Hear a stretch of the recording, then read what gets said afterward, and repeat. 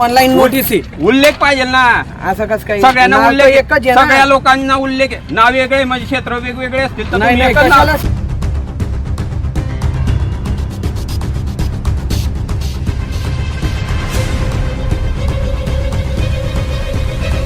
माझ्या office number उत्तर दिलं दिलाय त्याला. का? ऑफिस कशाला दिलं? नोटीस द्यायच्या ऑफिसच्या काय मला ऑनलाईन काम मला आहे. असं का ते देते. माझे क्षेत्र पश्चिमेला आहे तुम्ही हा, पूर्वेला आहे का? ते आत्ताच्या इथे नोटीसमध्ये. इथे इथे दाखवा ना. ती जूनने आताची हा दाखवा. आत्ताची दाखवतो ना. मग का मोजण्याच्या वेळेस नाही मोजलं का तुम्ही कोणतं हे क्षेत्र? आपलं फक्त गट नंबर त्याच्या 29 लगतच्या होतं. बाजू कोणता आहे? लगतच्या असं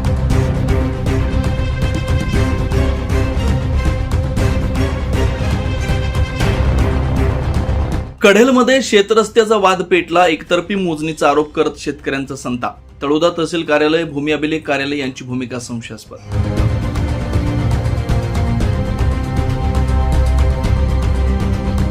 तळोदा तालुक्यातील कडेल इथं शेतकऱ्यांच्या वहिवाटीचा प्रश्न चांगलाच ऐरणीवर आला. शेतमोजणीच्या प्रक्रियेत प्रशासनाकडून पारदर्शकता पाळली जात नसल्याचा आरोप करत संबंधित शेतकऱ्यांना ही मोजणी एकतर्फी आणि संशयास्पद असल्याचा दावा केला. यामुळे परिसरात काही काळ तणावाचं वातावरण निर्माण झालं होतं. कुठलाही अनुचित प्रकार घडू नये यासाठी तळोदा पोलीस ठाण्याचे पोलीस निरीक्षक राजन मोरे स्वतः उपस्थित होते. कडेल येथील सुभाष तुंबडू पाटीलांच्या मालकीच्या शेतातून काही शेतकरी आपले वहिवाट नेण्याचा प्रयत्न करतायत. मात्र आपल्या खासगी मालकीच्या शेतातून रस्ता देण्यास पाटील यांनी स्पष्ट नकार दिला. हा वाद सुरू असताना दुसऱ्या गटाने या रस्त्यासाठी शेतमोजणीची मागणी केली होती. शेतमोजणीसाठी दिलेल्या प्रशासकीय नोटीसवर जावक क्रमांक आणि अधिकृत शिक्का नसल्याचं समोर आलंय. शेतकरी जयेश पाटील यांनी यावर तीव्र आक्षेप घेतलाय.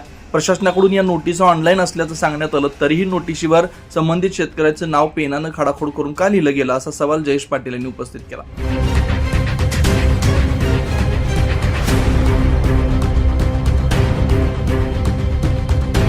मोजणीची प्रक्रिया केवळ एका बाजूनं किंवा आणि घाईघाईत होत असल्यानं कुठेतरी पाणी मुरत असल्याचा आरोप जयेश पाटील यांनी केला. या वादामुळे कडेलमधील शेतकरी हवालदिल झाले. जोपर्यंत कायदेशीर आणि पारदर्शक पद्धतीनं कागदपत्रांची पूर्तता होत नाही तोपर्यंत मोजणी मान्य करणार नसल्याची भूमिका जयेश पाटील कुटुंबाने घेतली. आता या प्रकरणावर महसूल विभाग आणि भूमी अभिलेख कार्यालय काय भूमिका घेतं याकडे सर्वांचं लक्ष लागलं. आज तळोदा तालुक्यातील कडेल शिवारात आलेले आहेत. काय तक्रार काय होती आणि कशासाठी आले आणि काय निर्णय तुम्ही देणार आहेत? आम्ही निर्णय असा दिला सदर आम्ही जी मोजणी केली बाजीराव बोलाकी पाटील यांच्या नावाने अर्ज केलेला आहे आमच्या भूमी अभिलेखला. त्यांनी जे अर्ज केलेला आपण हद्द कायम केलेली आहे. आउट ऑफ बॉर्डर दाखवणार त्यांच्या काही वहिवाट रस्त्याच्या अडचण असल्यामुळे जे आपण आज हल्ली मोजणी केली ते आपल्या रेकॉर्ड नुसार मोजणी केलेली आहे. सदर आम्ही जागेवर येऊन त्या हद्दी पुन्हा दाखवल्या. सदर मोजणीसाठी कोण कोण अधिकारी आणि काय काय पद म्हणून इथं आलेले? भूकरमापक म्हणून आलेलो आहे.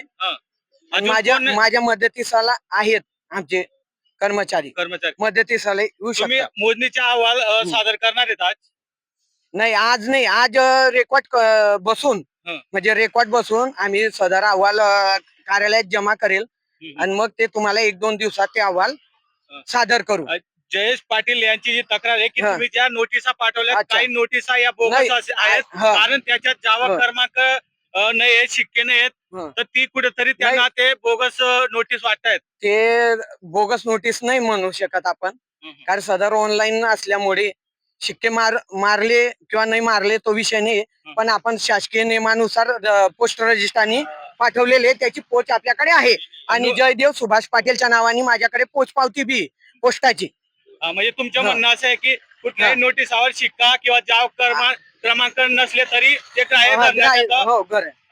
धरले जातात. आपल्याकडे त्याच्या रेकॉर्ड आहे आणि आपल्या रेकॉर्डला नोंद होते. 24 लाईव्ह महाराष्ट्र न्यूजसाठी जगन ठाकरे, तळोदा, शहादा.